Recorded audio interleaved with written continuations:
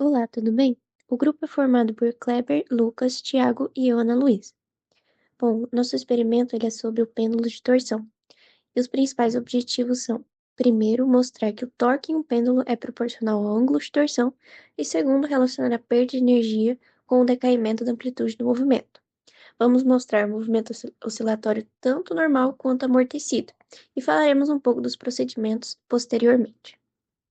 Para isso, é necessário compreender os princípios da dinâmica rotacional e da oscilação amortecida. O pêndulo de torção consiste em um disco suspenso por um fio vertical, que gira ao redor do seu eixo. Ao girar, o fio sofre uma torção, gerando um torque restaurador que tende a devolver o disco à sua posição de equilíbrio. Esse torque é descrito pela seguinte equação: τ é igual a menos K, que seria a constante elástica de torção, vezes φ, que seria o deslocamento angular em radianos. Essa equação é análoga à força restauradora de uma mola, como já visto no experimento anterior de MHS. O movimento harmônico angular pode ser descrito pela segunda equação. Além disso, a frequência angular é dada por W é igual a raiz quadrada de K sobre I, que seria o momento de inércia do disco. Devido à presença de forças dissipativas, como o atrito e a resistência do ar, o pêndulo sofre um amortecimento que reduz gradualmente sua energia. Nesse caso, o torque sofre uma modificação, descrito pela equação, onde o tal pelo tempo é igual a menos R dφ dt. E com isso, a equação do momento passa a ser a equação 4, onde o gama é igual a R sobre I, que seria a constante do amortecimento. A energia mecânica total do sistema, composta de energia cinética e potencial elástica, também decresce exponencialmente. Agora, com a equação 5, ao final do experimento, poderemos analisar como a energia mecânica se comporta no pêndulo de torção. Sobre o procedimento experimental, primeiramente foi feito um ensaio estático com o conjunto trabalhando na horizontal. E a gente montou todo o conjunto na horizontal para poder fazer o experimento. Logo após, foi feito um ensaio dinâmico com o conjunto vertical. E por último, foi feito o ensaio também dinâmico, também com o conjunto vertical, porém com a ação do amortecimento, em que a gente colocou um becker com água para influenciar nas oscilações. Também foram feitos os experimentos variando a massa, inclusive no último experimento com o amortecimento. Os materiais utilizados foram a balança de torção, um cronômetro, uma balança digital, uma trena, um paquímetro, um nível de bolha, uma régua, o laser, que foi usado no último experimento, o suporte, o fio e as massas que foram variando de acordo com o experimento e pedido no roteiro. Na primeira parte, variou-se a massa de 0,2 grama a 1 grama, obtendo-se um deslocamento de 8 mm a 43 mm e meio, conforme a tabela 1. Já na segunda parte do experimento, registrou-se o período das oscilações para sistema com 2 e 1 fio, sem massa adicional, com uma e duas massas adicionais, conforme a tabela 2. Observa-se que os períodos do sistema com um fio são maiores.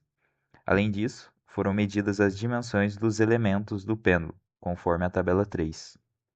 Na terceira parte do experimento, que é um movimento oscilatório amortecido, foi feita uma filmagem utilizando a câmera do celular e para análise dos dados foi utilizado o software do Tracker e do SciDavis para conseguir tanto captar os dados e conseguir plotar eles e conseguir as informações necessárias para fazer a análise de dados.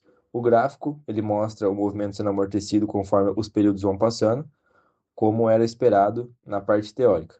E os dados de φ, ômega, gama e delta, e também o período médio vão ser utilizados posteriormente na análise final dos dados. Na primeira parte, calculou-se o deslocamento angular e o torque do sistema. Plotou-se então esse deslocamento angular e o torque, e a partir de um ajuste linear, obteve-se o coeficiente angular deste ajuste, que equivale à constante de torção total do sistema. Como o sistema utilizava dois fios opostos pelo corpo, que significa que os dois fios torciam no mesmo sentido, a constante de cada fio foi igual à metade da constante total de torção. Na primeira parte, calculou-se o momento de inércia teórico do sistema, a partir do valor tabelado para uma barra, e o momento de inércia a partir da constante calculada na primeira parte. A partir desses resultados, foi possível concluir que o momento de inércia com 2 fios é o dobro do momento de inércia com um fio, uma vez que esse momento de inércia depende diretamente da constante de torção, e que o momento de inércia teórico foi maior do que o momento de inércia calculado praticamente, o que indica que houve algum desvio durante a realização do procedimento. Concluindo agora sobre o movimento oscilatório amortecido, né, a parte 3 do experimento, a análise dos dados obtidos ao longo do experimento ela vai permitir compreender o comportamento de um sistema sujeito ao movimento oscilatório amortecido. E a partir do cálculo de energia máxima, que foi o primeiro cálculo que a gente fez, foi possível identificar o valor inicial de energia disponível no sistema antes que os efeitos do amortecimento ocorressem. Daí, logo após, foi calculado o momento de inércia, que forneceu a estimativa precisa, né, da resistência do corpo e da variação do movimento rotacional, que foi essencial para a modelagem do deslocamento angular. A função φt obtida, ela descreveu a evolução do deslocamento angular ao longo do tempo, mostrando uma diminuição gradual da amplitude das oscilações. Daí as frequências que a gente calculou e o erro delas também, elas vão indicar a influência do amortecimento sobre a frequência natural do sistema. Assim, elas vão mostrar uma leve diminuição assim em relação ao valor teórico não amortecido, que vai reforçar que a presença da distribuição de energia está ocorrendo. E a função da energia E de T, ela vai denotar esse comportamento, mostrando a tendência do decaimento exponencial da energia total com o tempo, conforme previsto teoricamente por sistemas amortecidos. Daí, por fim, o cálculo do raio de giração G, que vai contribuir para validar os parâmetros geométricos do sistema, permitindo uma modelagem mais precisa da sua dinâmica rotacional. Finalizando agora a parte de conclusão do relatório 3, em conjunto ali com os resultados experimentais, eles vão se demonstrar coerentes com os modelos teóricos do movimento oscilatório amortecido, e as oscilações elas apresentam um comportamento esperado, com redução progressiva da energia e da amplitude, o que vai confirmar a atuação das forças dissipativas no sistema. O experimento ele vai demonstrar de forma clara como que a energia é gradualmente perdida em sistemas reais, mesmo em condições controladas, evidenciando assim a importância do amortecimento na descrição de movimentos físicos. E agora falando um pouquinho sobre a análise dos gráficos, tanto nesse gráfico aqui de tempo por energia, tanto no outro gráfico da parte 3, você pode perceber que os pontos, eles não necessariamente estão em cima ou tão perto da linha que o gráfico corre. Isso ele se deve a uma divergência ali na captação dos dados, tanto pela câmera, tanto pelo tracker, mas mesmo com esses pequenos erros, é possível descrever com o gráfico o movimento amortecido, como pode se ver no gráfico da terceira parte. E a tabela com os dados, acabou que a gente não fez ela para colocar no slide, porque ela ficaria muito extensa, e o tracker ele consegue analisar muitos dados, porém o SciDavis não conseguiu analisar os 10 períodos. Ele tem uma limitação de valores que você pode colocar nele.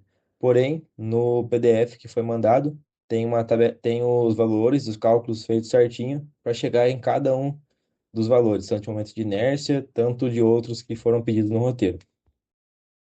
Em resumo, o experimento nos permitiu descobrir o valor inicial de energia no sistema e o seu decaimento, a influência do amortecimento na energia do sistema, a relação entre a constante K de torção e o momento de inércia, e a estimativa da resistência dos corpos à variação do seu movimento racional, que é o momento de inércia.